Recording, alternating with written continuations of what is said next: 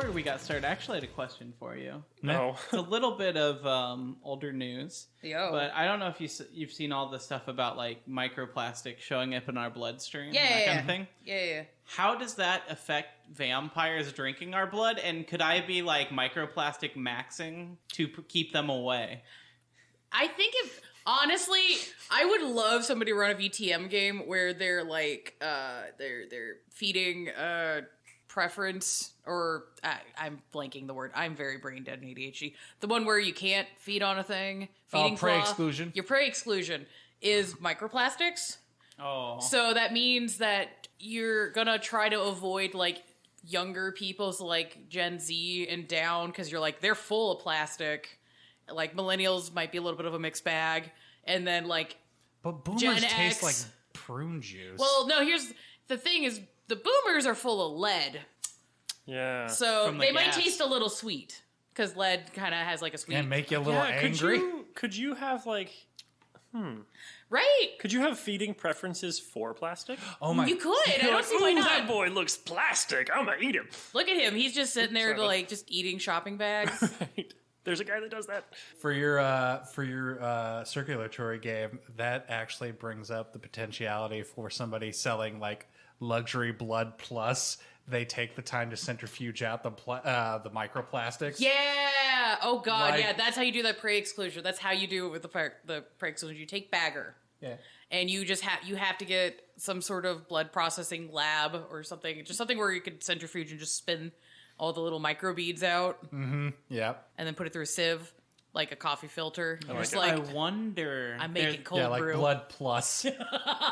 There's that weird celebrity trend of them going and basically getting their like blood spun and then put back into them. The blood facials. Yeah. Yeah, I wonder if that has anything to do with it. If they're like literally like spinning it, would they be removing toxins like that before they re-inject themselves? Well, they're not re-injecting. Oh, well, that's a thing too. No, the there blood is facials are different, but there's also like basically like celebrities going and getting their blood like processed. Like they're changing their dialysis? goddamn oil. Kinda. Yeah, like they're changing. Yeah, it's like is it dialysis basically, kind of, where they're just like, well, I'm going to filter it. Obviously, The only reason I'd want to do that is just to be like, I want to see the gunk that's left over. I want to you see. really don't. Yes, I'd be like, that seems like how much shit is fucked up in there. I don't know, man. When I had my hematoma and they had to liposuction it out, they Gross. left the cup that they used, and it was just like a chunky blood smoothie. And it like, I love gore, I love gross shit. It's fantastic, but like I did that to it, and it moved, and you could see like all the tiny little clots just in it, and I almost threw up in the hospital. I was like, "Oh, that was in me." I think the I mean, worst. for the record, that's the best place to throw up. Yeah. Nope. Fuck that. And welcome to Blank I'm Bodies. thinking about cutting it right before the vomit story, but yeah, we'll see. Yeah, we'll see what's up. We'll see how I feel tomorrow evening while I'm working on this. That's a hell of a start. when you're getting into the bitch. Yeah, either way. Hey, and welcome to Blank Bodies, Vampire the Masquerade, horror, tabletop, and blood stories podcast. Sometimes we're hoary. I'm your host, Hunter, and as always, I'm joined by... The blood storyteller, John. The other blood storyteller, Sarah. The non-blood haver, the Lorebot. James. Hey. Hey. So, what are we talking about this week? Well, we're talking about everything but vampires. So exactly the opposite of what he was just saying we do. We are doing the opposite of our usual podcast. No. He said horror. Oh, yeah, I suppose that's true. Yeah. Horror. Trust me, when I do the ad reads, I always make sure to say we are a V5 podcast and... Horror, goth, spooky stuff with dick jokes. Yeah. Honestly, I usually say spooky or ooky, just for the Addams Family reference. Ooky's a good word. It But is. yeah, we are talking about all the supernatural creatures in World of Darkness that aren't vampires. Mm-hmm. So, It's kind of like Hunter's magical mystery, ooky, spooky, kooky, Elizabeth Edwards reference, tour of World of Darkness canon. Yeah! Yeah! We're sad that we're only talking about stuff that isn't vampire, but on the good side, we don't have to talk about Tremere. well, we're talking about the other supernaturals, but we're talking about how you can bring them into your game in V5 with what we know so far and a little background of stuff from Old World. So before we jump into details, there are all kinds of supernatural critters and things in World of Darkness. There are werewolves or the Guru. There are fairies or the Changeling. There are wizards, witches, mages. There's ghosts, which can be wraiths or geist. A lot of people. But there are demons. There are angels. There are mummies. There are the imbued, kind of, which are hunters. But yeah. I was about to say, not anymore. I think we have... Well, we'll talk about that on a Hunter episode. Yeah, okay. But, there's zombies, there's slashers, there's even, weird Frankenstein, pieced-together monsters, there's mythological beings, there are a lot of them. Yeah. So I narrowed it down to a couple of the main ones. Yeah, they're Prometheans. Yes. Well... Wait, there's Kelpies? Yeah, those are fairies. Those are changelings. I guess that's true. They're also... I just saw them as horses, water horses. Yeah, but that's also a fae thing. There's also what the mages call bygones, which are old mythological creatures that used to exist that literally people stopped believing in, so they just stopped existing. But if enough people start to believe in them again, they'll start existing again, kind of like Tinkerbell in... or American Gods. Or the plot for Hellboy 2, The Golden Army. Mm-hmm. Oh, yeah. Start believing in us again, and we'll have a amazing golem army going about. That movie is so fucking good. Anyways. Yeah, so there are a lot of these, so we're not going to get through them all today. But if you guys like this episode and you want me to keep doing these, let me know. I had a lot of fun putting it together. This is a broad overview. This is not going to teach you what you need to play these standalone games. We can do episodes about individual of these, and we're, fingers crossed, hoping to get to do them when the V5 version comes out right now. But for now, this is more just some little background information to throw the stuff into your World of Darkness game. So basically, this is the World of Darkness canon, but through the lens of vampire. Yeah, a little plus, just because I feel like there's some things that were interesting enough that I couldn't ignore them. Also, because only Hunter is the only other V5 line that's come out, this is a bit of a disclaimer. In the next 5 years, anything I say here could be retconned by whatever becomes that edition, but we don't know. We have no clue. You mean to tell me the wheels of history are going to crank regardless of our futile efforts to maintain control? Unless we believe hard enough, yes? I believe pretty hard. So I have one more disclaimer. Ooh, I'm sorry there's so many of these. No. But a lot of these creatures come from other realms, have their own cosmologies. They come from different dimensions. Not talking about any of that. We've talked about maybe doing a episode on the cosmology of World of Darkness, which is a nightmare episode when I started putting it together, and it definitely needs its own thing. So I'm not getting into that this episode. So this is kind of like the 100 level class of getting into that. Yeah. Okay, cool. I was about to say, if you tried to speak about all of them all at once, it'd be like, did you ever play the game Planescape Torment? It'd probably be that fucking crazy to just be like, let's talk about the wheels of existence in World of Darkness. Yeah, it's a lot. Like Sarah said, this is the 101 class. This was kind of made as a primer for a Hunter episode going forward, but I put it together in a way that you could listen to this episode and get some ideas to start throwing this stuff into Vampire the Masquerade. Yeah. So even if you're not really interested in Hunter, there should be some good info in here. If you want some enemies. Mm-hmm. Here they be. So or some frenemies. Ooh. Friends to lovers? Well, enemies to lovers? Let's do it. I'm going to start with the most common and the most popular of them. So, Kelpies. Yes. Mages. God damn it. The Guru. Mages. The furries. Yeah, The werewolves. So the Guru, that's what they call themselves. They are werewolves because, they're actually not all werewolves. These are tribes of werewolves and other shapeshifters in the World of Darkness. They aren't all part wolf. Sorry, when you responded, that's what they call themselves. I thought you were confirming that, yes, they call themselves furries.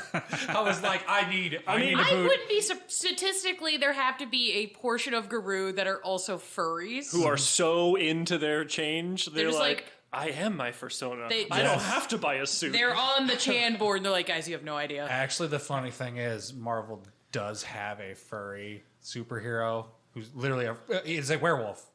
And they refer to their werewolf form as their first persona, and if I recall correctly, the form is called Goodest Boy. They are a girl. You lost me there. Goodest Boy. I was like, okay, I'm here for these Marvel shenanigans. I'm gonna go back to my Moon Knight corner and just call it a day. It's okay. It was the West Coast Avengers. Nobody gives a fuck. West Coast Adventures, that's fine. Yeah, exactly. Nobody gives a fuck. No, I love West Coast Adventures. They are all just fucking nightmare beings. Usually. Speaking of nightmare beings, the Garou. Yeah, so like I said, they are tribal creatures. They are just shapeshifters. They're not all werewolves. Yeah. A lot of them in the original book were based in Native American and Druidic mythology. I'm not going to get super in depth in here, but if we have someone who'd like to come on and knows these and would like to talk to us about it, that would be sick. We would love to have. Yeah, we would love to have indigenous voices. Yeah, on this it is podcast. garbage that we live in the United States and we have tons of really cool indigenous mythology and culture and history that is never fucking taught, especially because we live in Indiana. Yeah, which is very funny. We actually do have one of the biggest Native American museums in the U.S. I believe. Oh yeah, the Idlegeorg slaps. Yeah. Like if you are ever in the city for like Gen Con and it's like right next to the convention center, yeah, go. It slaps. A lot really of people park there and don't realize that's what their parking lot is for. It's literally connected to the convention center, and it's fucking awesome. It's great. I would also state for the record, just trying to preach forward Native American voices. Watch the Prey movie. It's on Hulu. It's done mostly with Native American actors. It's great. And I think they have portions of the movie spoken in Comanche. For like a bit, and then they stop, which was real weird that they went to like speaking French and French. And I'm like, then just have the whole thing in Comanche and subtitle it. I don't know. I haven't seen Most the of movie. the actors were, and they were very respectful of the culture. That's the reason why I'm like, hey. Also, Blood Quantum. Also, Reservoir Dogs, I've heard is really, really good. Oh, the new TV show? series? Yeah, I haven't seen it yet. at all, but I've heard it's dope. I keep getting promos, and I'm like, I really should watch that. It looks dope. But yeah, so these creatures are basically half human, half a nature spirit is the easiest way to sum it up. So you're born a werewolf, you're not turned or cursed or anything like the movies. You have to have it's basically genetic, spiritually, but So like sorcerers, basically? Like it's a bloodline thing? kind of, yeah. So where like you have to have a parent that is a werewolf and a I can't remember what they're called. There's something kin. Like Kinfolk. Kinfolk. You have to be. The important note is you have to be born a werewolf. You're not just going to get bit and turn into one. Yeah. Oh, so, and tying this into vampire a little bit, remember in our La Sombra episode when we talked about Tally? Yeah. He was kinfolk before he got embraced. Really? Yeah. Really? Okay. Yeah. So, him being referred to as the Hound is very, like, bitchy vampire joke. It's a backhanded, backhanded compliment, kind Yeah, of. I remember. Right? It's like, oh, fuck you. No. I remember that now. Yeah. Yeah, because there's like really two of the only ways that like werewolves won't like on sight a vampire, other than them being a city, is like if you were a kinfolk or like a gangrel. Normally, like those two, they'll be like, you used to be one. Like, just don't fuck around in the forest and fuck off. Like, normally werewolves are like on sight. Oh, we'll get to that. We're not there yet. No, sorry. Yeah. So they are still allergic to silver. That is from mythology. So there are 13 main tribes in the game. But if you're just throwing it into a vampire, you don't really need to know that. There's a lot more than 13 as you read all the other books. But that actually brings up the point I wanted to bring up at the end. Actually, as I've read it and it's been announced, there will only be 12 tribes this time. Ooh. One of them fell. Like, is it like in the vein of Ravnos, or are we just like axe editing it? No, I think they're like, they fell to the worm. Oh, Or no! they fell to something. Like, they've been like, no, there's only 12 now. I'm like, what happened to the 13th, and which one was it? Yeah, that'll be a thing. Yeah. But continuing on. Sorry, yes. Hunter. So, like, vampire, the big thing is, like, their hunger and balancing their humanity versus, like, the beast inside of them, which is, like, a personification of their hunger. The focus in Werewolf is more of their, like, boundless, like, rage and anger. And it comes from, like, Gaia or the earth, because they are themselves, like James said, like beasts. So like one of the biggest things like in vampire and werewolf is that they all don't always get along, or very often don't get along. So a lot of the game is like inter werewolf like. So for a vampire game, you could put your players in the midpoint between an argument of two different groups of werewolves, and how are they going to deal with that? But they're kind of like tanks. They are vicious creatures of a dying earth. Things are not doing well in World of Darkness, and they were created to protect the earth. And as the earth weakens, they are starting to get angrier, lose it. Yeah. As Pentex starts to win... Climate change. So it's almost like the earth is dying, and because the earth is dying, they are becoming almost more feral. Yeah. Like, it's harder for them to be like, no, it's cool. And they've never actually all gotten along. That's their whole thing, is that if they could actually all calm down and have a conversation and work together, the apocalypse would be prevented and Earth would survive. Yeah, and tying this back into vampire a smidge, at least in the context of... Because not only do you have, like, Gangrel that generally just kind of like to travel around and be in the trees, you can get into some really interesting, if you want to have werewolves as antagonists in your story, where it's like, oh yeah, you have a vampire that's, like, running a company that's doing some very very bad, like, ecological bullshit, because, you know, profit, fuck it, bleh. And then the werewolves are just like, nah, fam. No. That's not cool. No. I see you have 5 resource stats. Time to fuck with you. Yeah, and at least for storyteller purposes, where in Vampire you get into a lot of plot stuff based on politics, and a lot of it is a critique of capitalism, but it comes in like a sense of like class. Yeah, a lot of werewolf stuff is a good way to interject, you know, if you want to talk about like the environment. And, you know, do you want to save the trees? Are you the Lorax? Yeah, and actually a little more into that. I had mentioned that they get their powers, or they're creatures of Gaia. Mm-hmm. So there are actually 3 like nature spirits that were originally in balance, and they've become unbalanced from each other, and that is what is destroying the earth and reality around them. Mm-hmm. So you have the Weald, the Weaver, and the Worm. I think that's... Wild. I think that's how that's supposed to be pronounced. Oh, is it? I've always pronounced it Weald. No, I'm pretty sure that's wild I mean, this is a fucking fantasy game. Pronounce shit however the fuck you want. It's, you know, like when people spell vampire with a Y, it's literally wild with a Y instead of an I. Yeah, that's what I think it is, but like, pop off. Yeah, but I've also heard people say vampire. Vampire, Camarilla, Camarilla. Yeah. We also heard people say Draculars. Unless that's actually a part of a real belief system, in which case let us know, because that would be interesting. Yeah. I don't think it is. I think it's kind of a mix of fantasy and hippie BS, but I could be wrong, and if I am, I apologize. The 3 are the Wielder, the Wild, which is like the creator spirit, and it kind of embodies chaos, so it creates. And then you have the Weaver, which is structure or order, and they take everything that's been created and put it together into... a neat little box. Yeah, and then you finally have the Worm, which is destruction or entropy. It basically keeps the Wild from turning into like a cancer, where it's just creating endlessly. It slowly takes things away. But in the game, in their setting, the Worm goes... mad and starts just destroying everything with and that's kind of the base of their setting. Well, that's there's 2 spirits in there that are it's the Worm is what's generally considered as the very bad thing. The one thing that is also quite bad is the Weaver, because the Weaver is over structuring, like society is becoming restricting, and that's why the Weaver's going mad, because we're hitting so much technology and whatnot. And the werewolves also don't like the Weaver just going batshit insane. Just being like, weave, put it together. Do you ever have that one friend that likes things just to be, like, too orderly? Mm-hmm. To the point where you're just like, I can't... Like, you ever been in a house that's too clean? I don't have a better way to explain it. Like, you just walk in and you're just like, I'm afraid to sit down. Like the landlord's house when we all went and signed our lease for Piss House. Yeah, that guy. Homie had gold filigree on the walls.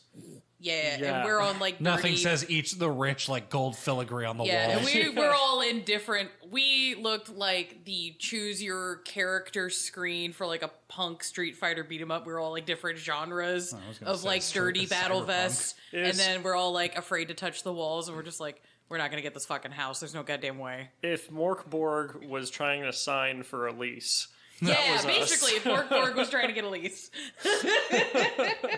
But yeah, sorry, Hunter. Go ahead. Right. So yeah, you need creation and order and destruction in balance. It's a circle of me not getting sued by the Disney Corporation. So you can take some of these and put them in your vampire game too, but the werewolves fight a lot of things other than themselves and vampires. There are banes, which are like corruptor spirits. There are the femori, which are like creatures who have been fully corrupted spiritually and physically.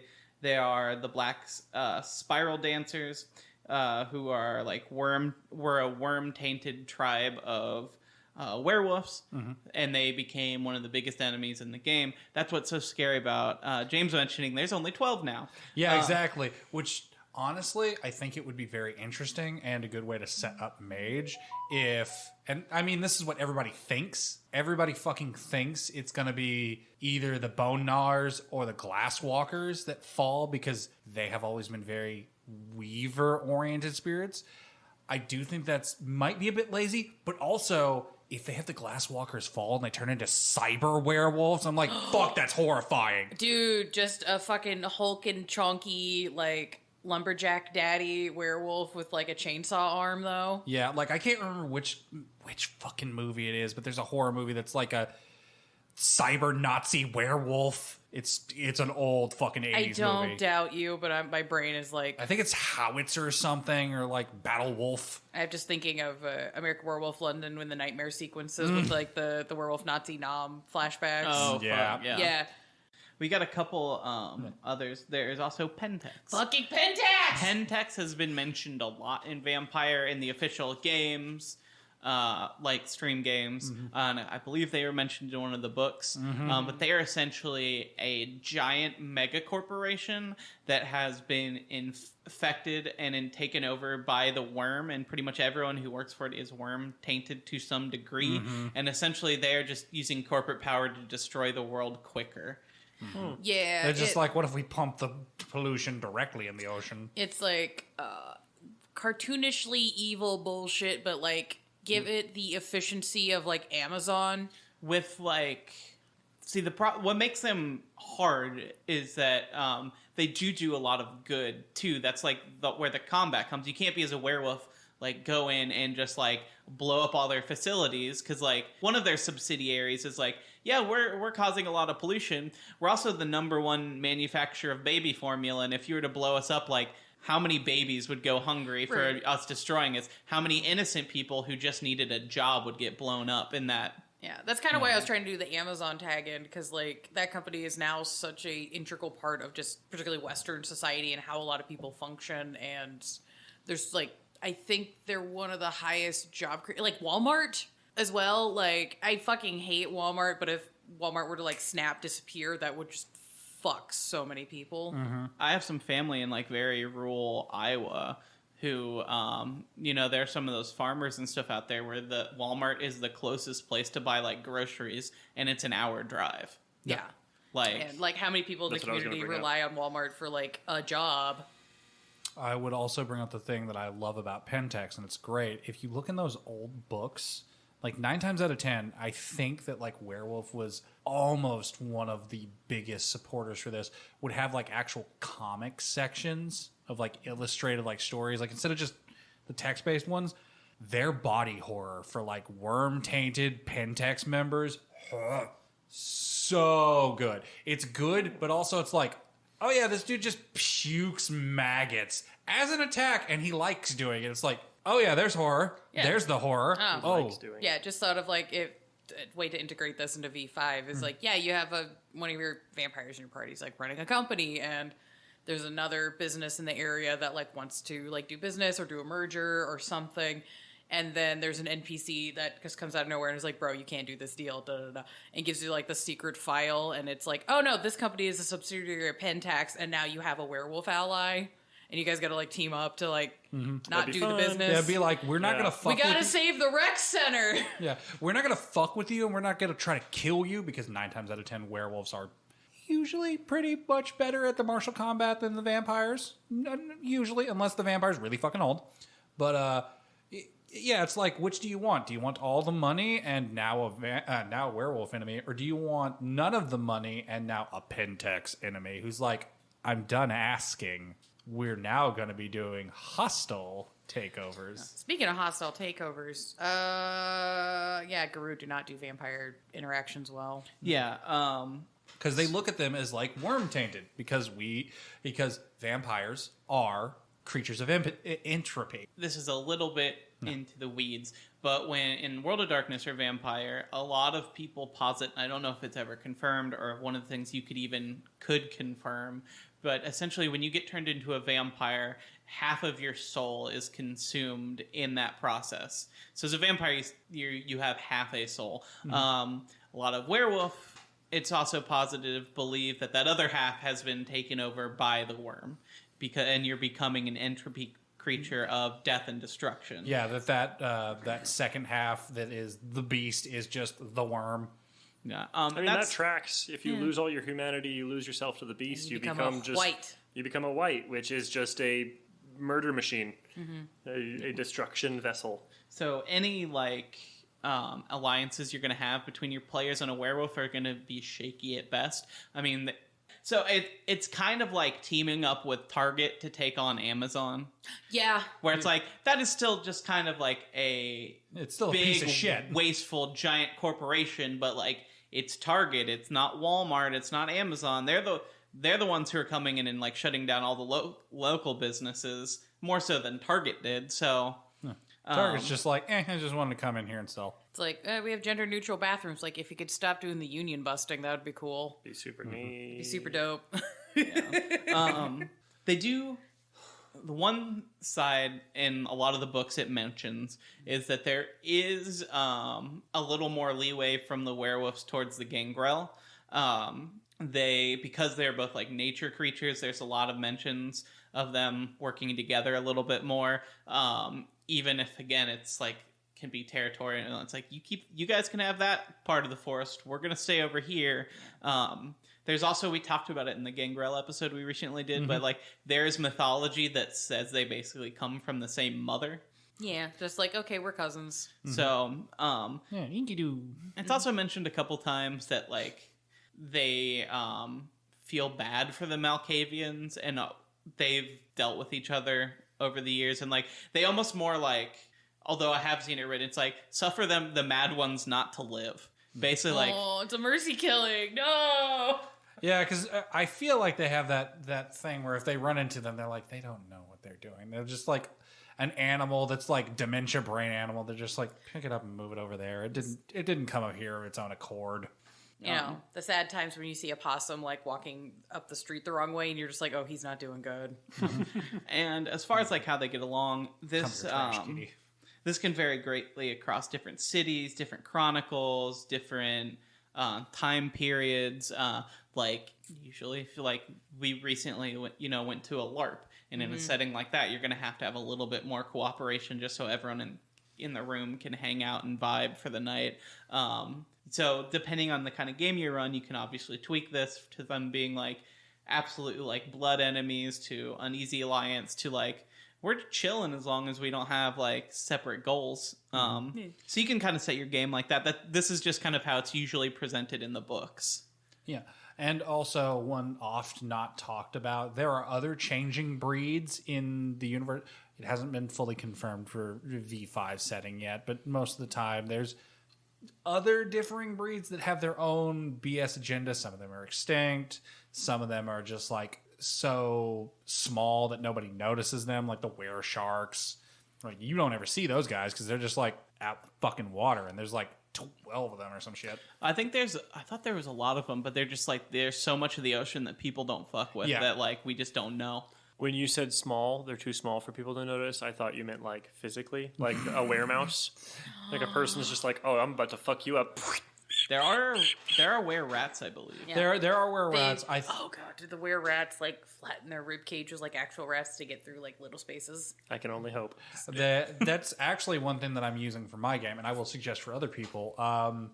The funny thing in World of Darkness, for the reptilian wares, one, the were turtles, gone. Like, they died a long time ago.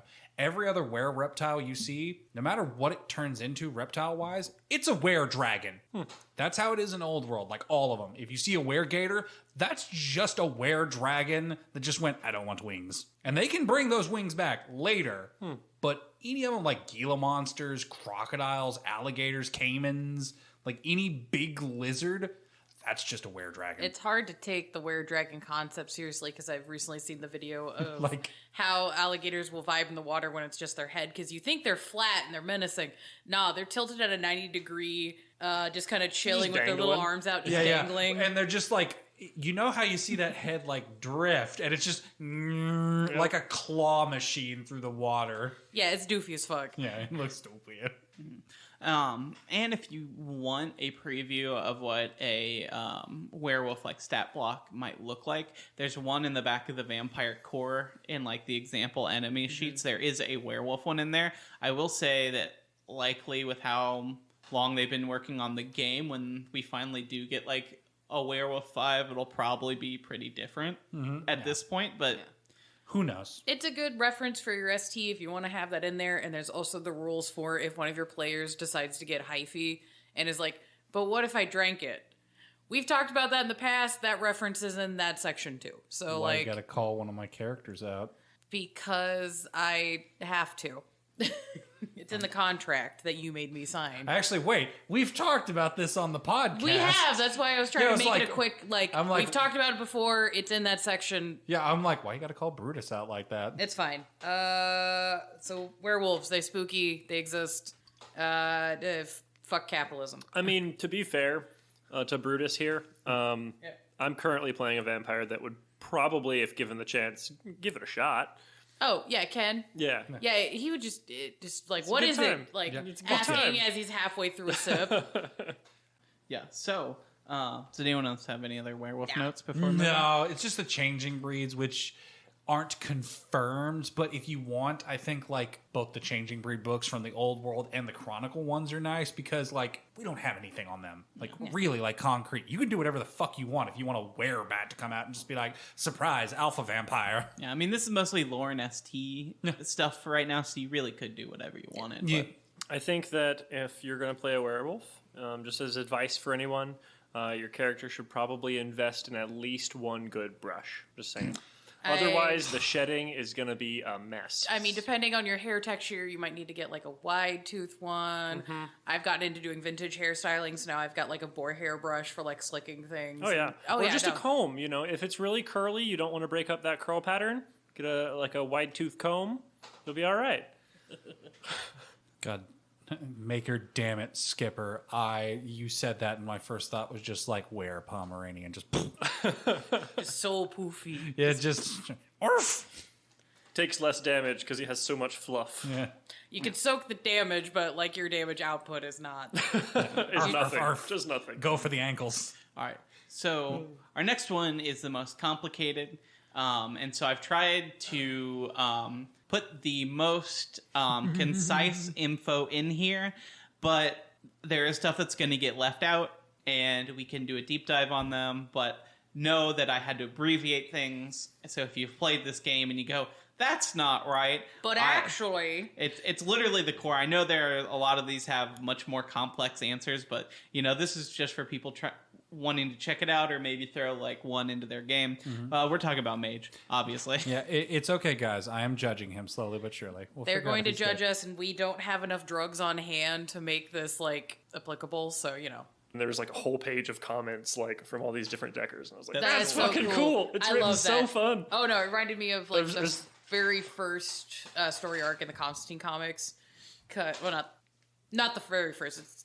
It's early on. Anyways, so there's one where he has a friend that's a hacker that does magic, so a technomancer, and he can't find his friend, so he has to make a deal with Swamp Thing to be like, "Hey, I can't find my friend on the internet. I'm shit at computers. Can you chuck me astrally into the green and I'll just like backdoor my way into the internet?" I love that. Yeah, and Swamp Thing's like, "Yeah, can I just borrow your body to fuck my hot wife?" And he's like, "Yeah, bet." Deal. Yes. Oh, that's dope. And I was just like, yes. Yeah. Yes. All right. So, mage. Yes. Judgment. Yeah. So, what is a mage? They're wizards, sorcerers, chaos magicians, hedge mages, mad scientists, people who think they're really, really good at math, like monks. A mage is pretty much anyone who enforces their will on the natural order of the universe. Kind of, yes. And that can take a ton of different forms. Mm-hmm. Sometimes you do have to live, laugh, and love. Yeah. So essentially, we can get that cult of ecstasy shit the fuck out of here. Yeah. Essentially, mages are humans who have ascended, or they have awakened to the flexibility or the true nature of reality, and they gain magic, which is basically the ability to warp said reality around them. Like at Gen Con, when I had 2 magical moments, I told you guys about it. I forget the second one, but the first one was the parking. Oh, yeah. Yeah. It was fucking dumb. So I drove all the way through downtown, awful, like, super traffic stupidness. Yeah. Parking spaces practically with 2 cars in each parking space, parked so close. And I was getting tired of it. I passed the circle, and I just go, I will have good parking. And literally, like, said it, not 2 seconds later, somebody backed out right in front of me and went away. I parked, like, 3 blocks from the convention center. Nice. Yeah. It was fucking dope. The second one was the LARP. Oh, yeah, the second one was the LARP.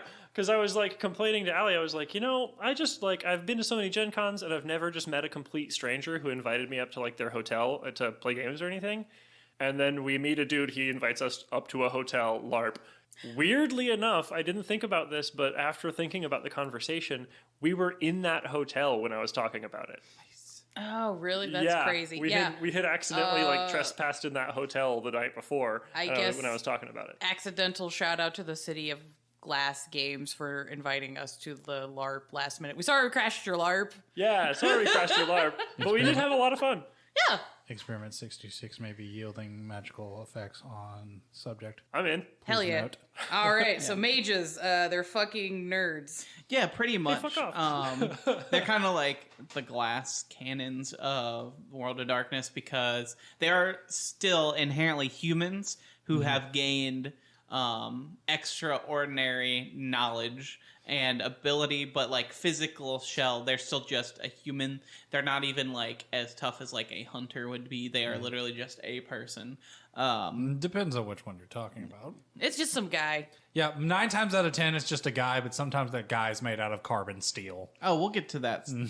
But so their whole thing is that they have to balance belief or the consensus and paradox. So consensus is what everyone in the world believes to be true is true because everyone in the world believes it to be so. So they are changing reality while trying to do it within the realms of what people believe is possible. And also there's battles going on of them trying to influence what people believe is real to change the world. If you can convince enough people to believe in something, it becomes true. It's kind of like ties in a lot to early chaos magic if you're into that kind of stuff at all. But Very you also Grant Morrison. Yeah, you also have a lot of paradox, which is when the universe goes no. Yeah, if you do something, I believe they use the term obscene. No, it's vulgar. Vulgar, yeah. Yeah, vulgar magic. Where if you do something that's so goes against what people believe is possible and also is seen by a lot of people, will make it worse. The universe will literally bring like the band hammer. Well, it can be something as little as bad luck or like your spell's not working to actual like paradox spirits coming after you to suck your soul into another dimension. So it depends how bad it is. But I heard about a mage game where somebody got into a paradox situation where they basically got shunted into a pocket dimension where they had to play basically a game show for like a scene, and if they failed like the quiz questions on the game show, they would have been fucked. Yep, because paradox, that's fun. Right? Paradox demons literally control whatever reality they're dealing with because they we're going to take you out of reality, put you over here. By the way, I am the god of this universe, so your magic shit doesn't work. You follow the rules I say. Why?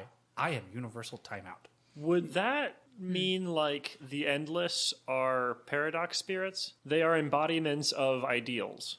From which? Sandman. Maybe. Like dream, desire, despair. They're ideals. They're things that are a human experience, and because of that, they exist. / because of them, it exists in humanity. Kind of. They also kind of like spring about depending on like what happens. It's like it's like the universal mod system, and they only like pop out into being when somebody fucks about. There's not like distinct at least to the best of my knowledge. Again, not 100%. There's no such thing as like a distinct paradox demon unless your GM decides they want to. Right. They literally like pop into being as like a moderator going, "Hey buddy, you said too many slurs. Right. You are now in the timeout box, and we're going to talk about this." That spell, not poggers. Yep. Yeah. So anyway, with the mages, their powers work based on their own belief and the belief of the people around them, and a lot of them are organized into what they call the 9 traditions that are on the Council of Mystic Traditions. There are more than 9 traditions, I believe, but there are 9 that are currently on the council. Don't really need to get super into that for Vampire, but essentially they work together in groups with other people, other mages who have similar belief structures. Like there is the Cult of Ecstasy, who believe through pleasure and pain they can experience nirvana and change the world around them. Whereas like there is the Celestial Chorus, who believe who do their magic belief and workings through religion. So like if you pray to God hard enough, because enough people believe in God, that God will exist and he will change the world for you. Some actually believe in God and don't. A lot of them actually believe these things. They don't believe that they're tricking themselves into believing in God. They would be like a Christian or a Muslim. You can literally be a paladin. Yes. Huh. The wayward children of the virtual adepts that believe that the next reality will be born on the internet. Mm-hmm. The internet itself is an emerging plane of existence. Again, we will bring them back into the fold. It's fine. Not all of them are reality deviants. Some of them can be brought back. We were just talking about Shadowrun. I'm just saying. Yeah, exactly. We will do a whole episode on cosmology because Mage gets it really mucky. But essentially, if enough people believe another location exists, it will exist, and that there are other planes that exist to mirror like ideals that people believe in. We just don't have time to really explain that. Schrodinger's cat, basically. Because we've talked about it, and I'll say it. There's actually a thing with the virtual adepts and the werewolves. They have a chicken and the egg thing. They don't know which one created which. Like they don't know if the Weaver created the internet. If the internet sprung up and the Weaver started dealing with it. Like it's definitely like Guru and virtual adepts both are like, it's here, right, and it's a thing. Like, is it your spider god that's doing this? Maybe. Yeah, and they are all spiritual realms of belief, essentially. Mm-hmm. So that, like, the world that you enter in a VR game, but in, like, the Matrix kind of, like, you plug yourself into the game, it is just as real as the realm of clocks that, like, that certain mages who believe in, like, magic behind the structure of time would walk into. They are just as real as any other. Which actually, that does bring up another funny, weird thing that has been brought up in lore. Werewolves walking through the spirit realm can walk into the internet. On accident. Just like fucking... Yeah, it is a real physical thing. So you're telling me the Cult of Ecstasy would let me snort a line of ketamine and fight God? That is... that could be a lot. Hell thing yeah! In your game. All right, I feel like you'd be so sleepy to fight God on ketamine, though. Also... Look, if Moon Knight can do it. Yeah, well... And depending on how out there your vampire games want to get, like, knowing some mages or going up against some mages could literally turn your vampire game into, like, a multiverse, like, planes-walking kind of adventure. So, and at that point, it's one of those things where, like, if you want to write it, do it. I'm sure they'll release rules and stuff for that, but that's the kind of high-end ST stuff that just, like, you could just throw in there. And I don't think many players are going to be like, well, that's not how it worked in the book. If you stick a mage in there, you can literally have a beach episode whenever the fuck you want. A beach episode where the vampires are outside. Right? Because it's not the real sun. It would be really cute. That is actually a really interesting topic you could get into. Can vampires walk in the sun if the sun is not the sun that's in the regular Earth? They're like, I know it's not the real sun, so can it hurt me? Yeah. Would it count? I mean, would it affect the experience if the vampires were all legitimately like, I know that that's not real? Yeah, I was about to say, because there's all about consensus. Yeah, because there's two options. One, from the vampire side, they'd be fine. Two, depends on their belief on the mage side, because it'd be like, do they believe that sun would hurt them? Does reality believe that the sun should hurt them? Don't fuck with the mage, because if the mage changes their mind, you're fucked. You're on the beach scene, and all of a sudden it hurts. All of a sudden you're on fire. There is no amount of sunscreen that will save you. Yeah, Mage is secretly just a game about philosophy. Mm-hmm. And so when you start bringing them in, I think that's a way to keep it interesting, is like questions like that. Would the version of the sun that exists on the digital web that a vampire's gotten dragged into affect it at all? A picture of the sun wouldn't. So would a digital representation in a digital realm hurt the vampire? No, but the technocrat security protocols will most assuredly. Yeah, so your bosses. Yeah. Speaking of programs. which, so the other side of the 9 traditions, there is the technocracy. They are kind of, whereas the traditions and a lot of mages, they want a looser consensus. They don't want like a strict structure. They usually believe in some form of magic, even if their form of magic is, like we said, doing drugs, or like monks who like, I can train my body so strong I can warp reality around it. The technocracy is usually more structured, and they're kind of like the Sabbat of Mage, whereas in the original edition they were presented as only villains. You couldn't play them. They were the big bad of the game line. As the game went out, books came out, and then they were more of an alternative. And by the end of it, there's even people like, wait, are they the good guys?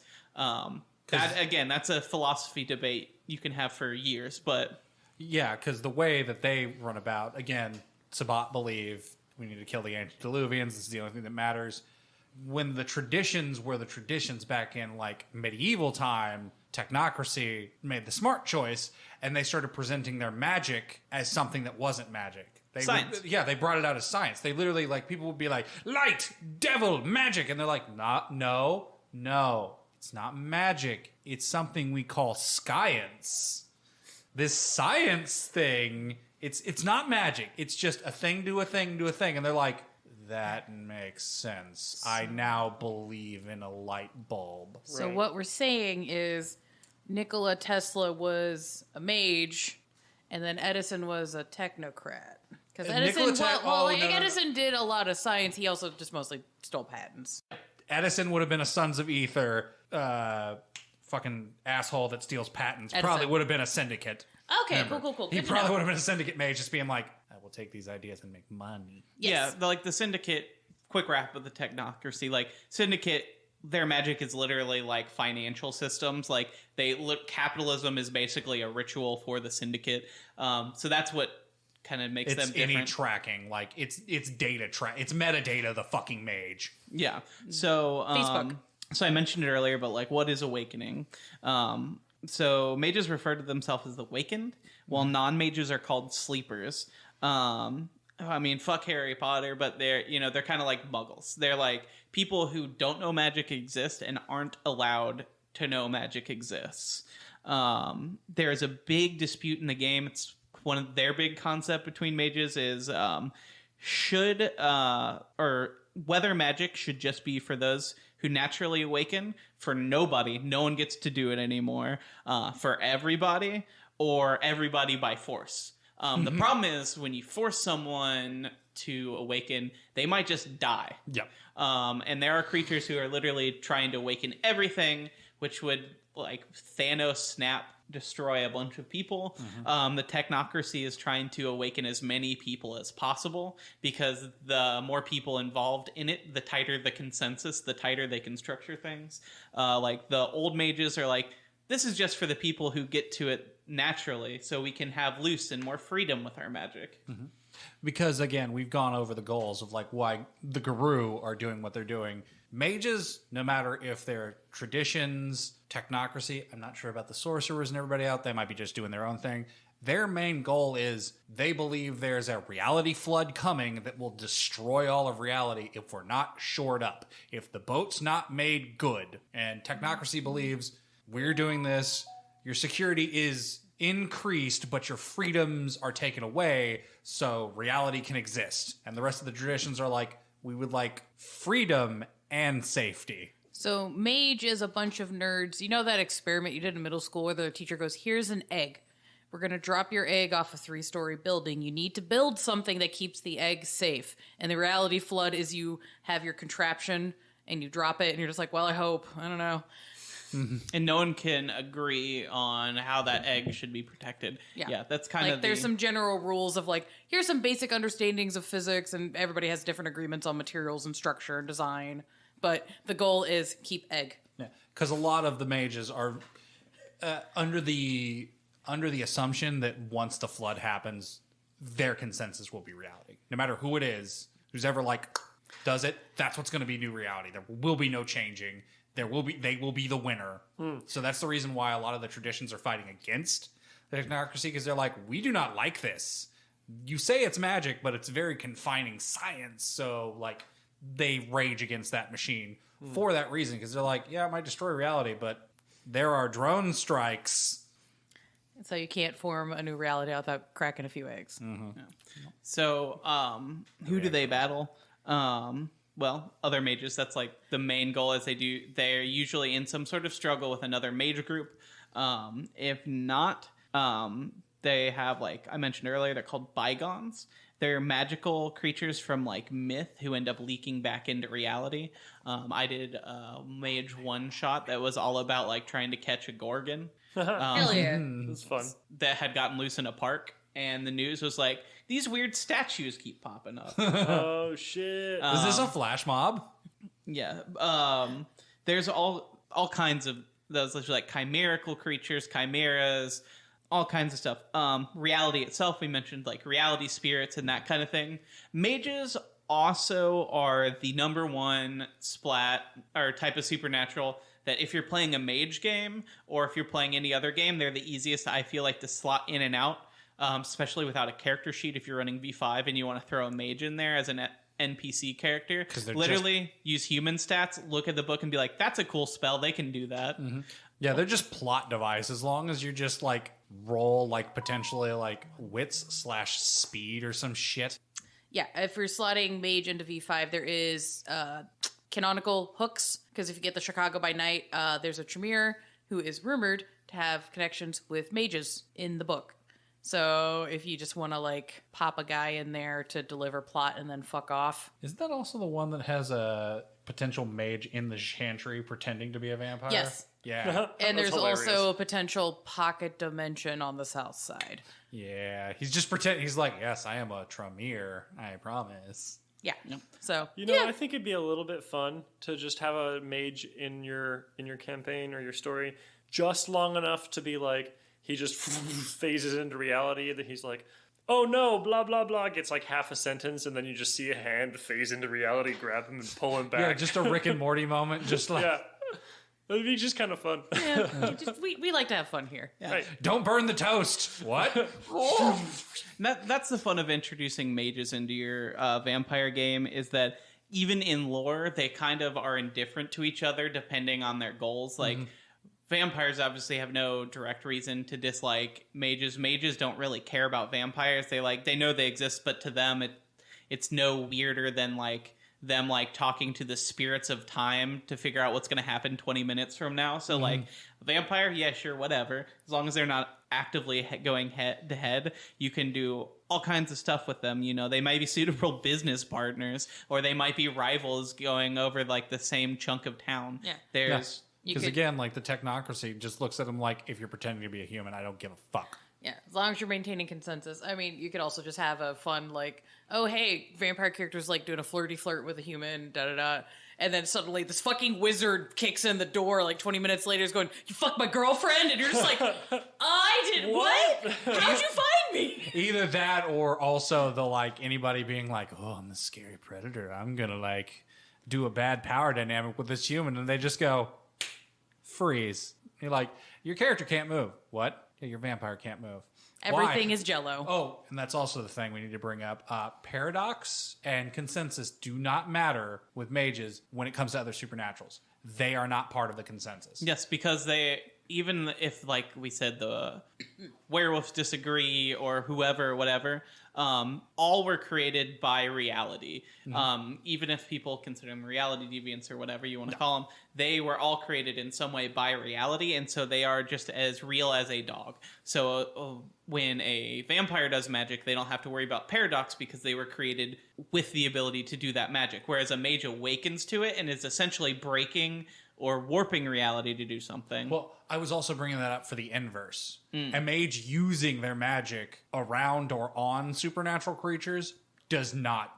There's no paradox, because it's like, you're outside of the bounds, motherfucker. I don't have to care about your shit. Yeah. That's the kind of shit I have a problem with Mage. It just makes them completely overpowered with any other That's the reason thing. why, again, they're probably going to be the last ones brought in, because like you've got to find a way to balance that. I mean, even just making it like paradox counts. Yeah. That would be a huge thing. They're in Elysium, and they're like, and Either you're that- on fire. All of the other vampire, one, Rorschach tests, and then two, just saw him snap him into, so I don't know. I mean, hell, even like half paradox for that shit, because it's like they do magical shit too. Yeah, like, yeah. Even if it was like half, like you can't just be like fireball, fireball, fireball. Right, yeah. Also, quick note, that is true. They don't count as observers when you're casting magic, but anything that would still be considered vulgar magic is still vulgar magic. Whether you're casting it around no one, around a vampire, around a human, they just don't count as making it worse. Yeah. It's still bad, and they will still have repercussions. Yeah, if you make a mini sun, the reality still goes, Yeah. not okay. Yeah, but I think that wraps up Mage for as tight as we can get it. Yeah. Now we're Well, getting... this is definitely not going to Good survive job. that reality warp. Yeah, now we're getting into the weeds Good job, Hunter. I give you a B+. Thank you. with the next bit. I took way too long trying to get Mage hammered down into something, so... You did good. Basically, you just watch Carl Sagan's Flatland segment. But next we got, on a lighter note, we have fairy creatures, or the changelings. Changeling! That's also a horribly depressing note. Yes. Yep. I'll get into that. Yeah, Crazy. I love, because I didn't know much about Changeling, and the Hunter talked about it, and I'm like, that's just fucking sad. Yeah, so I love Changeling. It's on my list of games that I want to play someday, but it's also... Well, I'll get into why. Yeah, but we'll get into it. Yeah. Also, side note, we'll talk about it more, but the new Hunter the Reckoning book has come out. I've read it, and the shit that they're hinting about with changelings, if that's what they're supposed to be, is nuts. So I don't know how much of this is even going to be accurate, but I'm going to give you what I could get from Old World, and we will go from there. We'll do an update episode if we need it. Yeah. If and when these books come out, we can do addendums. And I am working on a Hunter book episode, so if there's certain stuff from that you want me to talk more or less about, definitely hit us up on a tweet or an email. I love those kind of questions. So Fae are kind of like werewolves, in which they are humans who are also born with a Fae soul in them. So essentially they have a full human soul and a full like Fae changeling soul. And that is where their battle comes. They are basically the creatures of dreams, or the Fae lands, and their whole thing is they're trying to balance banality and boring mundanity and what they consider like glamour, like the true actual energy of pure imagination, wonder, and joy. Like, if they observe a painter creating a wonderful piece of art, they actually get, like, power from that. That's how they cast their abilities. Whereas if you sit down and make them watch, like, listen to a 40-minute, like, tax seminar, that could actually kill them. What I'm hearing is, like, they're a sliding scale of extra versus not a vibe. Yeah, really. That's their whole danger, though, is that kind of like where a vampire, if your humanity tracker slides too far down, you lose to the beast, and you lose your character sheet. You become a white. You go crazy. With a changeling, there's both sides of the scale are very dangerous. Mm-hmm. So if you go like super wild and get lost in like your changeling life, you disregard your human life. And you kind of become, you get lost in this fantasy world, and you kind of reject real life, and that'll have implications that'll probably snap you back the other direction. Whereas if you go too far into mundanity, you actually forget about your Fae existence and soul to the point where you will forget your Fae friends ever existed, and whole chunks of your life will be as if they never happened. Oh, that's real dark, because that's just like... One, that's mundanity, but also that's like that harkens to depression. Like if you get too depressed, like parts of your life just go away. Like your memory just fucking chunks out if it's untreated. And it's like, oh, are they just trying to say depression is like you used to be a fae and now you got a big sad and you can't remember your cool fairy friends. Yeah, and like getting into like glamour. I know modernly we consider glamour to be like fashion, but glamour in its like old context was actually tied into actually magic and more of the context of rich folks using architecture and design as a way to not only impose their power but to express and transmit ideas about religion to the mass population. If you kind of want to get into this in a way that's a little less heady, ContraPoint's video on opulence has a really good segment about this concept. So, yay, homework. Interesting. Yeah. And a little behind the curtain here, some of the authors of this game line have kind of talked about writing, and it definitely started as a little bit about like depression and growing up and like losing touch with like your childhood self and that kind of thing. And I know in a lot of the later books, there also a lot of writing came in more about like coming out as gay, like all of a sudden discovering that like you have like these other elements to yourself and like trying to persuade like these two sides of yourself that at some points feel disparate. Unfortunately, the game's really depressing, so it may not be the most fun to explore those themes as a player, so I'm going to warn you right ahead. But that is a lot of the writing. It's like... Yeah. Well, it can be a good, interesting, like, story balance, like, with just the way people have to live our lives now where we're having to deal with, like, work-life balance and just you're trying to struggle between, I need to pay rent, I need to buy food, but also, like, I would like to fucking just exist. I would like to feel joy. So, if you want to process those things in like a thematic story thing, Changeling might be a good avenue. And it might be a good avenue to bring that up in a vampire game if you have a character that's like super into hustle or super into like Elysium politics. And then now they have this new friend that seems really interesting and charming. And then their friend starts having troubles and then their friend just suddenly doesn't remember them anymore. And you're just like, what the fuck? Yeah. And so a lot of these are... fair old folk creatures. So like mages, you have your different traditions. Werewolves, you have your tribes. Vampires, you have the clans. A lot of the changeling, their kind of class or whatever is based on different like creatures from fairy tales. So like you could be a troll. This is where the Kelpie comes in. I believe there are Kelpies in the like Ireland, Scotland area. Kelpies are like a Scottish yes, the rape horse. Yes. Sometimes it's just a sticky horse and it drowns your children. Yeah, but I like the sticky horse. That's hilarious. It's just sticky and sticky then horse. And then the horse is like, okay, I'm going into the river now, and the kid's just like, wait, no, I'm stuck, and he's like, breathe, bitch. Yep. Figure it out. That's one of the fun things about Changeling, if you do look into the books, is that they have a ton of these old like fairy tale creatures though, and they're usually organized by area. Like I'm pretty sure there's a book that's just all like African like folklore. Like you could play a leprechaun, you can play all kinds of different things, but little like simplified backstory for them. They are pretty much that facial I talked about are expats from Arcadia. So Arcadia was the land of the Fae, and it used to be able to walk directly back and forth between the Fae realm and the real realm, like kind of like in a lot of folklore, where like you walk into a fairy ring, and all of a sudden you're in the land of the fairies. Yeah. it used to be the doors were wide open and you could cross back and forth easily. Over time, the doors started to shut as the world grew more mundane. There is an event in the lore where it's the first moon landing was such a big event of wonder and joy and like imagination that the gates of Arcadia temporarily reopened and a ton of Fae souls faded back into the Earth realm. Well, things were so mundane that the door shut again. Mm-hmm. And all of those weaker Fae souls who couldn't cross back in time got stuck here. There are rumored, and in the books it gets into it, but there are much stronger, older creatures on the other side of the gates of Arcadia. And, so what you're doing is you're playing the soul that can't get home, and it's constantly being reborn in new human bodies, trapped on this side of those gates. And you can present that in a lot of different ways.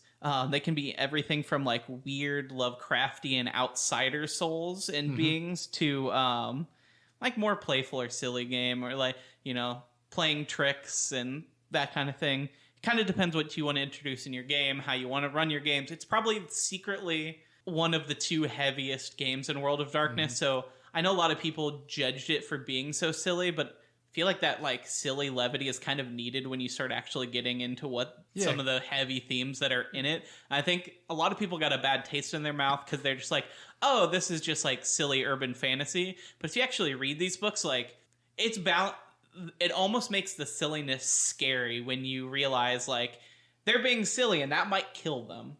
But it's also keeping them from becoming so banal that they forget everything they've ever known about themselves. Yeah, I was about to say, it seems like if you're just breaking it down to bare bones, brass tacks, the end goal of best possible ending is getting your Fae soul back into Arcadia, letting it go, and just turning into a normal human and accepting like adult life, kind of like FLC Punk. Yeah. Like at the end of like just being like, well, I let go of this part of my life and I grew up. And that seems like that's a good movie. But let's be real. That ending is just like, oh, this is a little depressing sad. as shit. Yeah, it's very, very sad. I give up the magic and excitement in my life so that it can live. Yeah. Exactly. Like it's just like that is if I'm interpreting this correct, that would be like the new game plus best ending for your your fairy soul as just you. Kind of. But that may not be possible. Yeah. I haven't gotten deep enough into it and actually played it to know how far that end game can really go. But a lot of things I've read hint that may not be possible. It's that ending, but like for the rest of your life. And also, a lot of Fae have like what they call like quests, or they're trying to live up to like certain archetypes. Yeah, so. It kind of also reminds me. I've gone on and off on researching like old ballroom scenes from like the 80s with like drag and other parts of like queer performance culture, just because so much of that is the root of things that we have in current like queer culture. So studying these things is good, so you have context for things and you're not just being a white girl at brunch going yas queen with having no idea what the fuck that means or where it comes from. But when you get into like Paris is Burning, there's a lot of people talking about their personas when they're doing the ballroom walks and their costuming and what they're doing. And a lot of it is a way of reclaiming a sense of control and self within the confines of a society that is actively trying to kill you. Because this is also like during the AIDS pandemic, and it's like Ronald Reagan's 80s, where people were just like actively going out of their way to harm the queer community, especially like the trans community was just like not having a good time. No, like we're experiencing now. Yeah. So yeah, it's one of those like it's this really interesting kind of almost memento mori kind of thing where people are having these like really high extravagant, it seems fucking silly. There's large chunks of queer culture that just seem fucking silly, but they're doing it as just a way of just expressing the fact that they exist. And this is their kind of way of being like staking a claim of, hi, I'm a person. This is how I am presenting myself. And it's very just like, oof. It's very oof. Yeah, and another big theme in the book that you could see it as, and I've seen... Well, we got a whole episode coming on about this, so I'm not going to hint, but I'm not going to get super deep into it. But another one of the big themes you could explore at the game is like mental illness and how the world accepts you for that. Like, again, like that mundanity versus like glamour. Like, say you have a particular tic or obsession and you love that thing and it's what brings you joy, but it also like the world will treat you shitty for it, and it will push you away because of the things that they perceive as like abnormal or strange. But that's the thing that brings you joy, and trying to find balance in that. Like, there are a lot of different themes you can get into. That's why I say this game is kind of the saddest and the heaviest, and so don't be afraid to be silly when you play Changeling, because you kind of sometimes you need the balance. The system has a fart joke in it, and a lot of people don't like that, but honestly sometimes like a little levity will help distance you from like... I just played an hour of a game talking about like how the world hates me because I'm mentally ill. Catharsis. As like... Yeah. So... And for story writer reasons, it's hard to write horror when it's all just the same fucking note. Yeah. Like, you know, there's problems with some contemporary horror movies where like it's reliant a little too much on jump scares. And you get to the fart jokes, and you just get into these cycles of like, you know, like when the torture porn genre was like really big, and it's just everybody was trying to outdo each other on how graphic they can be, and then we just all as a group were just like, that was, and then that just died out. And I think there can be some really interesting story elements and getting into cultural commentary within torture porn, but instead everybody was just like, just hack them up, fuck it, like skinning people alive and just crazy shit. And it's like, this was actually supposed to be a really interesting commentary about like the war on terror, but y'all lost yourselves in the weeds, and now we can't have nice things. Yeah, it's a balance. It's kind of like my two least favorite things in like horror movies are like the new extremist movement and like the torture porn movement and that kind of early 2000s like new metal inspired, like this is mostly just gore, or there's a message but there's so much gore you probably won't take it in. And then the other end is now we have the super hyper self-aware horror movies that have become so self-aware and goofy that the message or the actual horror is lost because everything's a tongue-in-cheek. We get the movie like at the audience, like, you're watching a horror movie, right? It's like, we watched Scream in the 90s. We can do a smart. And it's like, buddy. Like, I blame more Cabin in the Woods. But I love that movie. But ever since then... It was the start of problems because Joss Whedon was like, I'm going to make a smart horror movie and make a commentary at the same time on consumerism and capitalism and just like... how we've been desensitized, but then it was just like, I can do that too. Be like, he did it and it was funny. Yeah, but then all the studios are like, oh, horror movies cost nothing to make and everybody likes the self-aware shit. Fuck it, it costs no money. We don't need to hire writers. So, I feel like a Serbian film lost on the first example you used. It had a lot of really, really intense like points, social commentary, and like it was speaking on political systems. The director was Serbian, I believe. Yeah. And he was talking about like a lot of the protests that were happening there and a lot of the just like turmoil. But then it was just like... Then there's... It was Rape, the movie, pretty much. There's rape and beheading and just like... and not even like it happened, but it's off screen and you're just sitting there going, oof, that's awful. Yeah, it's like, no, we're going to make you sit through it, but like not in a smart way where you're like making a commentary on assault. It's just like, okay, this is happening. Why? I read an interview. Sorry, Hunter, you'll probably cut it. But I read an interview with him, and he was actually like talking about how he was trying to make the viewer feel in a similar way to how the government made the people feel there, where it was just like, you're going to do what we tell you, and if you don't, we're just going to make you and then kill you. Like he was trying to like force that feeling on people. I personally didn't get specifically that feeling, but I guess I could almost see where he was coming from. Yeah. Sorry. I'd say, to wrap that up, like it's kind of like Solo, where it's like considered like by some people to be like a hallmark of filmmaking and super important about the end of World War II and the fall of Germany. But Italy. most people... Fascist Italy. Was it Italy? I thought it was Italy and Germany. The director is Italian, and the whole movie and thing with Salo is it's a commentary about Italian fascism specifically, but But it is about the fall of fascism at that period and the end of World War II. But a lot of people I know, and no fault to them, it's just how people present it to each other. It's just like, you want to watch a really fucked up movie with no context, and then people watch a movie about like children being tortured, and they're like, wow, that was fucked up. And there's no like discussion beyond that. Yeah. We're definitely a little bit in the weeds, but that is kind of the Changeling issue. Is like, you kind of have to find a middle ground somewhere. Yeah, this is one of those. It's a thinky game secretly. You got to use your brain meats. Yes, sometimes literally.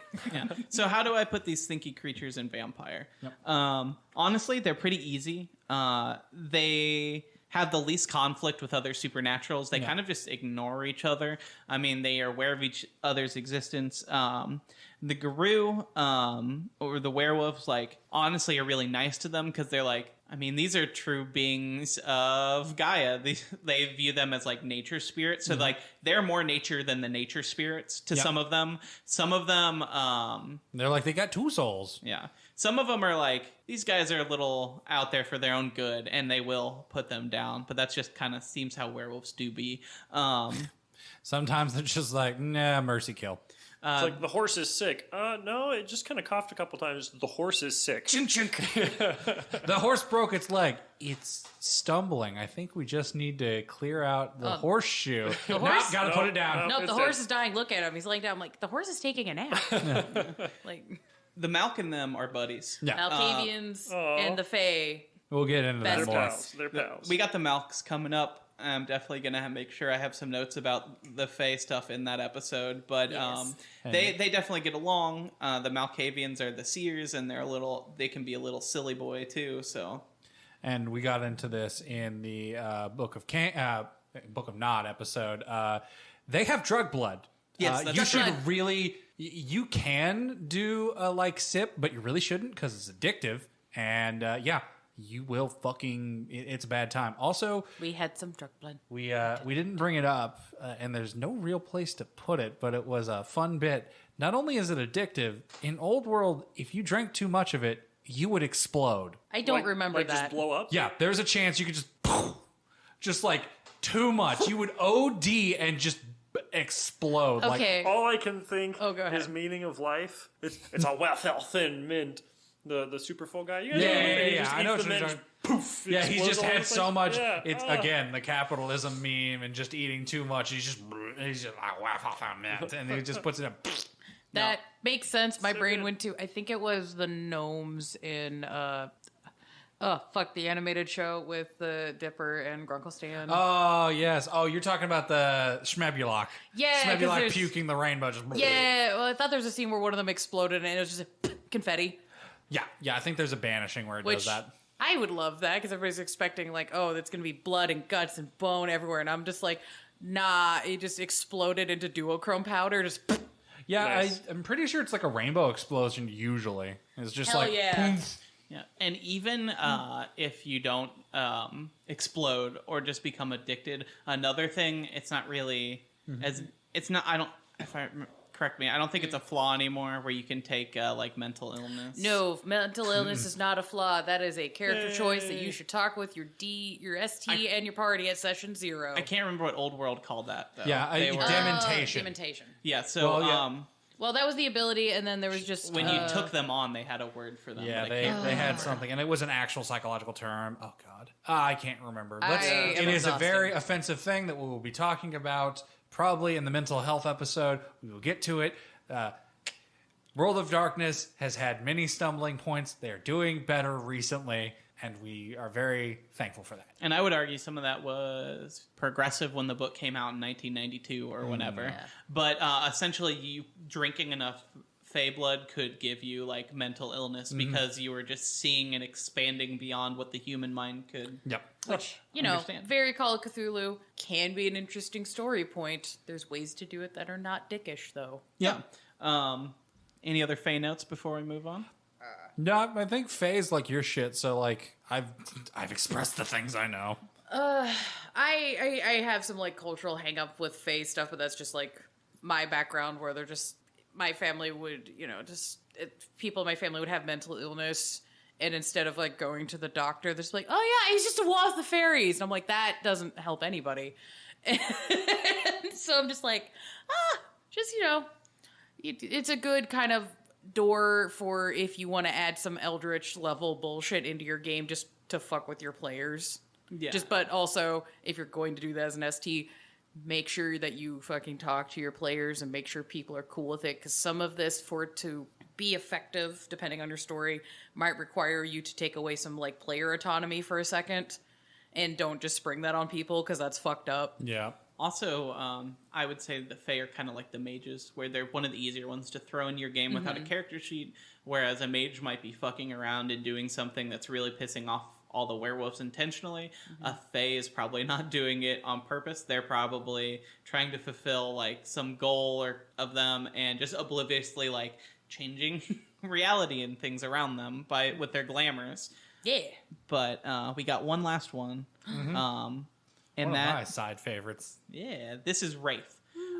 So I struggled with how to write this section because Wraith is a really fucking cool game, and I finally got a chance to play it. And I had gone into it kind of blind, and I'm glad I did, because a lot of Wraith is about, like, what happens when you die and dealing with that and being, like, ripped away from your life and having to deal with this new reality. So I decided to kind of keep a lot of that info out of the episode. If you do get the chance to play Wraith, and you, I didn't want to, like, ruin those, what I think are really cool intro experiences for people. So I wrote some notes about, like, Wraith from the vampire perspective. So it's not going to be as in-depth as the others, but I feel like whereas, like, it's hard to play Mage without a little bit of that information, it's better to go in blind with Wraith, so I wanted to keep it that way for people. Yeah, I was like, I know their end goal, but that's, like, not even, like, confirmed in V5, like, because I think the, like, main Wraith goal back in the old book was, like, find Charon. Because they're, like, the big reapers, just like... Yeah, he's in there. But the V5, what we're talking about with Wraith... So Wraiths are ghosts, spirits, restless dead. Yeah. They are quite literally the spirits of people who have departed, passed on. And they live in the underworld, which is kind of like a parallel... Which is partially... There's a parallel universe to the real universe that they can see, but they can't interact with us. And then there's another underworld that they can return to. When they're here, they can see, hear everything, but it's very hard to near impossible for them to actually interact with the real world. You know, they can't pick up a cup. They can't talk to people. There are certain events that change that. I hope it's not a huge spoiler, but, like, in folklore, like Halloween, or they can actually interact with the real world. And I believe Day of the Dead, they can also walk in the real world and interact, but otherwise it's near impossible. What they actually do is they can affect the area, so they can make, like, an area disquiet. Like, that's one of the things you can take as a flaw for a haven in V5, where it's like because the Cappadocian, the Hakata have a line of, like, ghost powers. So if you're looking for, like, stuff that, like, Wraith can do in V5, I would assume just look through the Oblivion powers. Well, that's the interesting thing with the Wraith compared to the other sections of World of Darkness is Wraith has the most fleshed out within the V5 canon, because vampires interact with this through Oblivion. So that's why there's the level 1 of power that the Lasombra have, where they can, like, do their Oblivion eyes, and it's like, oh yeah, you can see in the dark, but also there's ghost. Good luck. You can't do anything about it. They're just kind of there. You can talk to them, but, like, And then the Hakata have entire schools and rituals and practices involving interacting with wraiths and undead through, like, the veil. Yeah, if you want one of the worst ones, I think it's either a ritual or a level 1 power. I think it's a ritual where you just slice a permanent gate in between the real world and the spirit world. It does. You need to do some heinous things to do it, and it's also said as, like, this is probably not safe. Which kind of makes sense in the canon, because vampires are inherently just liminal creatures, because they're not quite dead, they're not quite alive, so having them being the intermediary between wraiths and then the mortal world is, like, that makes sense. But that's definitely just to get into that, we're going to have to do our Hakata deep dive, so vote for that. which that one's that'll be a while probably. I wonder how deep and how many episodes we're gonna have to do, because it's gonna that be one is gonna have to be a 3-parter just because the Hecata is made up of so many bloodlines. I cannot think of another way to edit that in a way that makes fucking sense. Yeah, be like, oh, are we gonna talk about all of them? We're probably just gonna go Giovanni. There's several families in the Giovanni, but either way, yeah. Side tangent, but yeah, so that's why they're interesting. There's also like werewolves. There is a Wraith template, I believe, in the back of the core vampire book. Yeah, there is in the back of the core book, there is a stat block for if you want to have a Wraith that is like tied to a fetter or an item that they're attached to, and you want to use as a plot element, that's in there. There's also more stat blocks for zombies and Wraiths for your use in the Cult of the Blood Gods if you're doing like Hecata bullshit. And actually, there's probably, this is at least how I would say mechanically to do it, but the one thing that Wraiths can easily affect vampires for, if the Wraith is strong enough in like it being a Wraith, they can ride vampires because, again, as you said, they don't have a full soul. They look at them as empty vessels that they can just, if they're strong enough, they can do. And there is a Hecata ritual to invite a spirit into you. I would look into the mechanics of losing that as potentially if you're going to use that against a player. Like, that's probably the role you do to not be possessed by a very powerful Wraith that's just like, oh, meat suit, I'm going to get it. Yeah. There's also, like, a lot more going on. So, like, kind of how vampires have the beast inside of them. Wraiths have what they call their shadow, which is a creature of, like, destruction that's just trying to destroy them. Like, whereas your beast is, like, hungry and trying to take over and become this unyielding animal. The shadow wants pure nothingness to some degree. Yeah, it's like the lizard brain, I think. Yeah, and they're literally usually if you're playing the game, they're played by another player at the table. So you're playing each other's like dark half, basically. But for a vampire game, it's hard for me to really give you like expanded ideas on how to invoke this in V5, just because it's already kind of in the core of the book game. Yeah, it more just depends on the chronicle you're wanting to run, because if you're wanting to get into like La Sombra and like Cult of Shalim stuff, Wraiths could potentially be a thing that pops up. If you're getting into a Hecata storyline, you literally can't avoid it. That's just kind of your thing. Yeah, unless they're just like, I'm just going to do zombies. Or, I mean, you could play Hecata that's like is like choosing to not fuck with the Oblivion shit and the rituals, and they're, just like, I'm a businessman.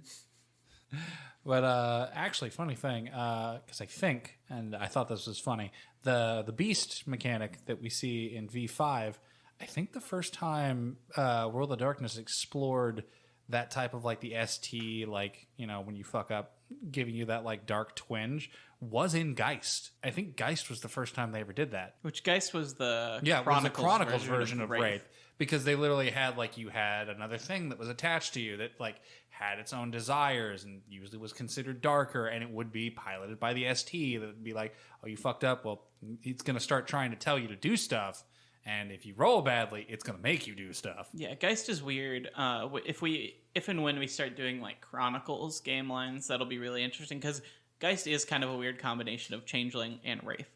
Yep.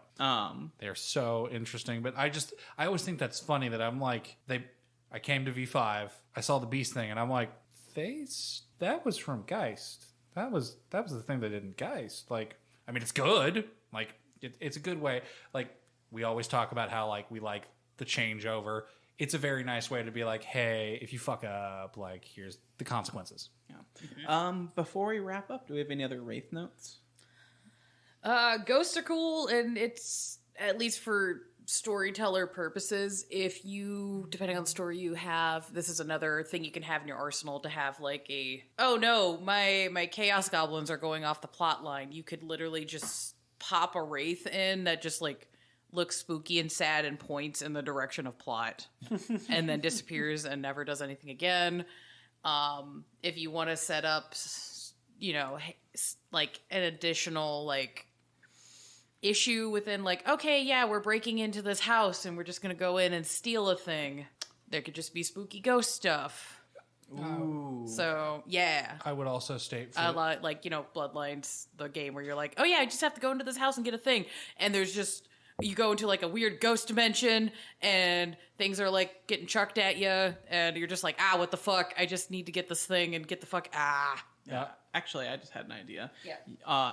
Say your players are a little overzealous in a feeding or accidentally take out a human not thinking about it.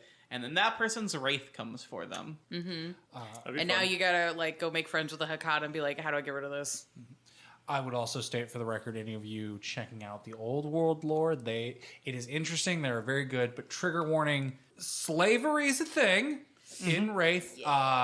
Be aware that's a thing that can happen and you can read about. So just be prepared if you decide to go down that hole. Like, it can happen. Yeah, when I mentioned Changeling, I said that Changeling was one of the two that were secretly like really fucking like sad and dark. The other is Wraith.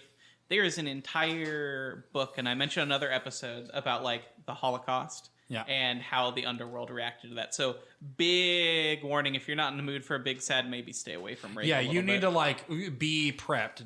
As I've stated on the podcast many times, one of my favorite fluff stories does like start off with the like PC voluntarily choosing to enter slavery because he was a piece of shit and he entered a deal. And that's like the start go of the story is like, well, you told me how to save my daughter on Halloween and I saved her and I was like a piece of shit in reality. And you told me that like when you got done, you'd put this slave collar on me and I'd be your bitch. It's a really good story, but it's like trigger warning. This might pop up. This stuff is the reason why very early on in the series we're like, consent episode in session 0. I love having mature, dark adult stories. You need to make sure you're cool with it and everybody else is going to be cool with it. And also, spend time hanging out with people that are outside your circles and like read things and go to parts of like the YouTube you normally don't go to. So you have context for things. So you can be a well-rounded person and tell fun, spooky stories whilst also not being a dick. Yay! Yeah, because on the consent talk, literally if a GM just randomly came up to me and was just like, well, I'm going to put on your slave collar now with no discussion beforehand, I'd be like, we're about to throw hands.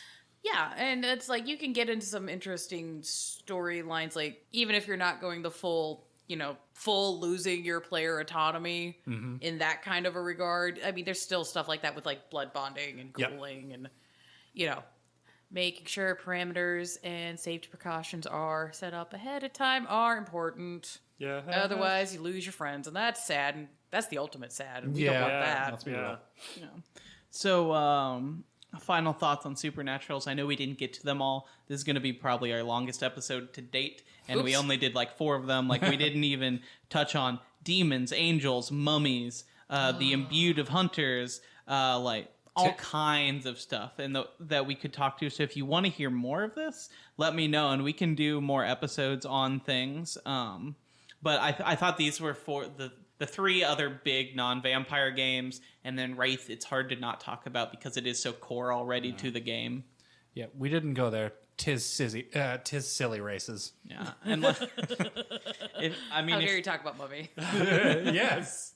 If you guys if you guys want a Wraith episode, like how those, I know we're going to someday do the Hakata and stuff, but like we could do a whole episode already just with what we have in the books about them. So I kept them a little more cursory. Yeah. But I think this is a good start, at least for, these are things that have been talked about in the canon of V5 of like, hey, World of Darkness is more than just vampires, and there's just a lot. There's, oh my god, so much shit. And lots of things in your toolbox as players and STs that you can run with. Yeah, like the amount of like sprinkling STs should be doing for Pentax products in a vampire game is, again, the amount of people that are like, I'm running a business and I have 5 resource dots. Be like, Pentax should be staring at you and just going, good. Pentax or the Technocracy. Yep. And the thing to keep in mind about Pentax, and we could do a whole Pentax episode someday, I hope we do, but like, their whole big thing is they are an umbrella corporation. So when you're dealing with Pentax, it's not just going to say Pentex or even a Pentex subsidiary. It's one of those games where you've probably been working with this company for years, and then you slowly unravel. It's like, oh, they're actually owned by this company. Oh, they're actually owned by that shell corporation. Yeah, it's like the spooky level. You don't want to go to the grocery store and you're buying like dish soap, and you're like, oh, there's all these brands, but if you flip the back of the bottle, they're all owned by like Procter and Gamble. Yeah, which is really what you should do is like not all the brands should say Pentax, but they should have that little Pentax symbol just like somewhere. Like, it shouldn't say it. It should just be that weird little like I think hexagon or something. This is a fun thing for your players that put dots in finance to have. Yeah. Which I will also state for the record, folks, Pentex and the Technocracy are two separate entities. They do similar things, but the Technocracy does literally look at Pentex and go, you're doing similar things, but we need to pay attention to you. And Pentex also looks at the Technocracy and goes, we could use you. They're not the same people. Yeah, they're not the same people, and that's very, very, very deep lore kind of stuff. Yeah. And that evolves over the series, so do whatever the fuck you want with it. I think at one point it's mentioned in one of the early books, that they don't even know each other exist. They kind of just believe that they're just another like faceless massive corporation, and they're not actually aware that one another are supernatural, and that they probably have some agents on the inside, but they don't really know what's going on. I do know the mage ones in the old world are like, we're aware, we're just not fucking with it because it's not a fucking problem yet. Actually, no, wait, I do think they do comment on their worm agents. That's more revised. That comes in revised in 20 from my memory. But yeah, you can do anything you want with these. V5's not out for a lot of these, so this is all going to be mostly ST information. You're not really going to be able to have a player be a werewolf or whatever. This is all like plot hook and backstory and things that are happening in your vampire's domain that all of a sudden the prince is like, there's some weird going on in your domain. You need to go figure out what vampires are fucking around there and getting in the news. And then it's not a vampire. It's something else that they have to figure out how to deal with. That's a giant werebat. God damn it. It's another fucking scarecrow again. Yeah, there's so many... Damn it, man-bat. There's so many little things that, like...